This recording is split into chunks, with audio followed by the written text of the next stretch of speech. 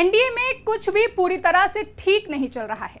NDA के बिखरने की ऐसी तमाम खबरें आप पिछले कई दिनों से लगातार सुनते आ रहे होंगे। कभी एनडीए के सहयोगी दल के नेताओं को पार्टी के शीर्ष नेतृत्व के फैसलों से अलग रुख अपनाते हुए देखा जाता है, तो कभी बिहार के मुख्यमंत्री नीतीश कुमार के कथित तौर से पलटी मारने की खबरें भी सुनने को मिलती हैं। और इन्हीं सब खबरों की वजह से बिहार की राजनीति पिछले कुछ दिनों से काफी चर्चा में है। तो वहीं बिहार की राजनीति में सीएम नीतीश कुमार अपने फैसलों से अक्सर सभी को चौंकाते रहते हैं, क्योंकि सीएम नीतीश कुमार कब किसके साथ रहेंगे और कब किसकी जड़ें उखाड़ने में लग जाएंगे, ये प्रिडिक्ट कर पाना काफी मुश्किल है। गठबंधन के नाम पर सीएम नीतीश कुमार कई बार पाला बदलते हुए लोगों को चौंका चुके हैं और एक कदम पीछे हटकर कैसे दो कदम आगे निकलना है सीएम नीतीश ये भी जानते हैं। इसी कड़ी में अब एक बार फिर सीएम नीतीश कुमार के एक फैसले ने बिहार की राजनीति को चौंका डाला है, जिसके बाद एक बार फिर से कयास लगाए जाने लगे हैं कि सीएम नीतीश कुमार पलटी मार सकते हैं। तो क्या है पूरा मामला और अब सीएम नीतीश के किस फैसले से अटकलों के बाजार हो गए हैं गर्म, बताएंगे अपनी इस रिपोर्ट में।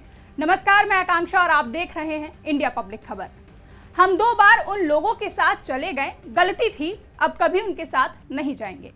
बिहार के मुख्यमंत्री नीतीश कुमार का ये बयान 6 सितंबर का है, जब बीजेपी के राष्ट्रीय अध्यक्ष जेपी नड्डा 2 दिन के लिए बिहार दौरे पर पहुंचे थे। इस दौरान बीजेपी के राष्ट्रीय अध्यक्ष जेपी नड्डा से मुलाकात के दौरान सीएम नीतीश ने यह बयान दिया था। और ये कोई पहली बार नहीं था जब नीतीश कुमार ने अपनी ईमानदारी को लेकर सफाई दी थी। इससे पहले भी सीएम नीतीश कुमार पीएम मोदी के सामने भी अपनी सफाई पेश कर चुके हैं, जब पीएम मोदी 19 जून को नालंदा विश्वविद्यालय के नए परिसर का उद्घाटन करने के लिए बिहार पहुंचे थे। यानी कि सीएम नीतीश कुमार लगातार अपनी सफाई इसलिए दे रहे हैं क्योंकि शायद बीजेपी के लिए उन पर भरोसा कर पाना आसान नहीं है। विपक्ष तो लगातार दावा कर ही रहा है कि केंद्र से एनडीए की सरकार जल्द ही गिर जाएगी और गिरने की वजह बिहार के सीएम नीतीश कुमार और आंध्र प्रदेश के सीएम एन चंद्रबाबू नायडू होंगे। ये दावा हम नहीं बल्कि विपक्ष की ओर से लगातार किए जा रहे हैं। इसी बीच अब खबरें निकलकर सामने ये भी आ रही हैं कि बिहार के सीएम नीतीश कुमार एक बार फिर नाराज हो गए हैं। कथित तौर पर बीजेपी हाईकमान से बढ़ती नाराजगी के संकेत पिछले कई दिनों से मिल रहे हैं। कहा तो ये भी जा रहा है कि सीएम नीतीश कुमार की बैठक में बीजेपी के मंत्रियों को न्योता ही नहीं दिया जा रहा। तो वहीं सीएम नीतीश कुमार की नाराजगी की खबरें मिलते ही 28 सितंबर को बीजेपी के राष्ट्रीय अध्यक्ष जेपी नड्डा पटना पहुंचे थे, जिसके बाद सीएम नीतीश दिल्ली भी गए, लेकिन उन्होंने बीजेपी नेताओं से मुलाकात नहीं की थी। जिसके बाद अब सीएम नीतीश कुमार को केंद्रीय गृह मंत्री अमित शाह ने एक न्योता भेजा था, लेकिन सीएम नीतीश इस बार भी केंद्रीय गृह मंत्री अमित शाह के बुलाने के बावजूद दिल्ली नहीं गए। यहां तक कि इससे पहले भी पीएम मोदी की अध्यक्षता में नीति आयोग की बैठक हुई थी, उस बैठक में भी सीएम नीतीश कुमार शामिल नहीं हुए थे, जिसके बाद एनडीए में बड़ी टूट को लेकर संकेतों के बाजार गर्म हो गए। इसी बीच आरजेडी ने भी बड़ा दावा कर दिया कि बिहार में 8 अक्टूबर यानी कि आज के बाद बड़ा खेला होने वाला है। यानी कि इन सभी संकेतों के आधार पर कथित तौर से सीएम नीतीश कुमार एक बार फिर पलटी मारने की तैयारी कर रहे हैं। आपको बता दें कि सीएम नीतीश कुमार के बारे में एक चीज कही जाती है कि जब वो कोई फैसला लेते हैं तो आखिरी समय तक वो किसी के भी साथ अपने फैसले को लेकर कोई भी विचार साझा नहीं करते हैं और उनका अगला कदम क्या होगा ये भी सिर्फ उन्हीं को पता होता है। और अगर सीएम नीतीश कुमार ने चुप्पी साध रखी है तो इसका मतलब है कि सीएम नीतीश कुमार बड़ा कोई फेरबदल करने वाले हैं। सीएम नीतीश कुमार के दल बदलने के पिछले कुछ क्रमों पर ध्यान दें तो 2022 में जब सीएम नीतीश कुमार ने एनडीए छोड़ा था तो कहा जाता था कि उससे पहले केंद्रीय गृह मंत्री अमित शाह ने सीएम नीतीश कुमार से बात की थी कि क्या आप एनडीए छोड़ रहे हैं, क्योंकि मीडिया में ऐसी खबरें चल रही हैं। तब नीतीश कुमार ने कहा था कि मीडिया रिपोर्ट्स पर मत जाइए, हम कहीं नहीं जाएंगे, एनडीए में ही रहेंगे। लेकिन कुछ घंटों बाद ही सीएम नीतीश कुमार आरजेडी के साथ वाले महागठबंधन में चले गए थे।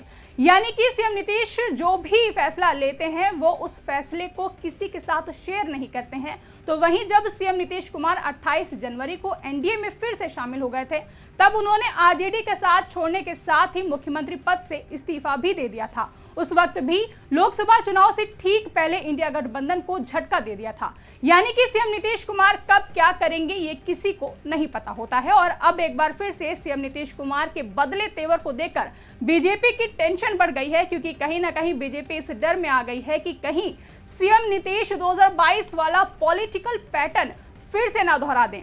क्योंकि सीएम नीतीश कुमार ने अब केंद्रीय गृह मंत्री अमित शाह के बुलाने पर भी बैठक में जाने से मना कर दिया है, जिससे साफ नजर आ रहा है कि CM Nitish Kumar BJP high command से दूरी बनाते दिखाई दे रहे हैं और ये दूरी की खबरें एक बार फिर जोर पकड़ चुकी हैं। दरअसल इस बार सीएम नीतीश कुमार ने गृह मंत्री अमित शाह की अध्यक्षता में बीते 7 अक्टूबर को दिल्ली के विज्ञान भवन में आयोजित बैठक में शामिल होने से इनकार कर दिया।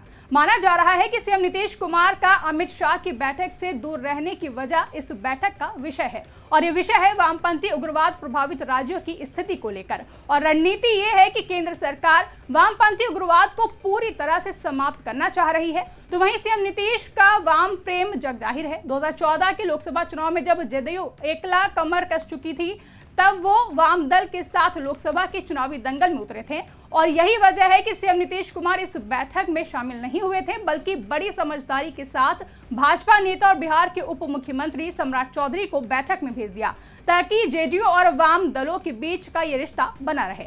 बता दें कि वाम उग्रवाद उन्मूलन को लेकर बिहार, ओडिशा, झारखंड, छत्तीसगढ़, आंध्र प्रदेश, तेलंगाना, महाराष्ट्र और मध्य प्रदेश के मुख्यमंत्री को मिलकर रणनीति पर काम करना है, जिस पर जेडीयू नेता नीरज कुमार ने कहा कि नीति आयोग की बैठकों में सीएम नीतीश कुमार का शामिल न होना कोई असामान्य बात नहीं है, क्योंकि बिहार का प्रतिनिधित्व अक्सर तत्कालीन उप मुख्यमंत्री ही करते थे। इसके अलावा बिहार से 4 केंद्रीय मंत्री भी हैं जो नीति आयोग के सदस्य हैं और वो बैठक में उपस्थित रहेंगे। वैसे आपको बता दें कि मुख्यमंत्री नीतीश कुमार नई दिल्ली में मई 2023 को आयोजित नीति आयोग की बैठक में भी शामिल नहीं हुए थे। तब ये कारण सामने आया था कि नीति आयोग की बैठक में शामिल होने के पहले ही सीएम नीतीश कुमार ने नए संसद भवन के उद्घाटन समारोह का बहिष्कार करने की बात कह चुके थे।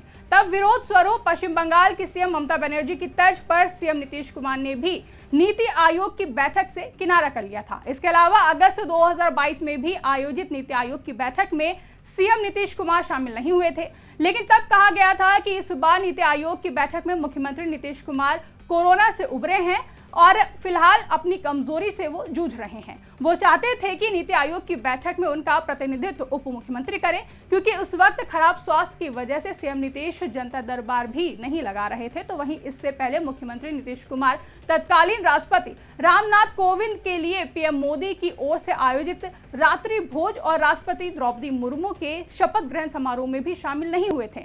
तो वहीं एनडीए में खटपट और बिहार में चल रहे राजनीतिक समीकरण को लेकर आरजेडी प्रवक्ता मृत्युंजय तिवारी ने बड़ा दावा करते हुए कहा कि 8 अक्टूबर को हरियाणा, जम्मू कश्मीर के विधानसभा चुनाव के नतीजे आते ही बिहार में राजनीतिक भूकंप आएगा।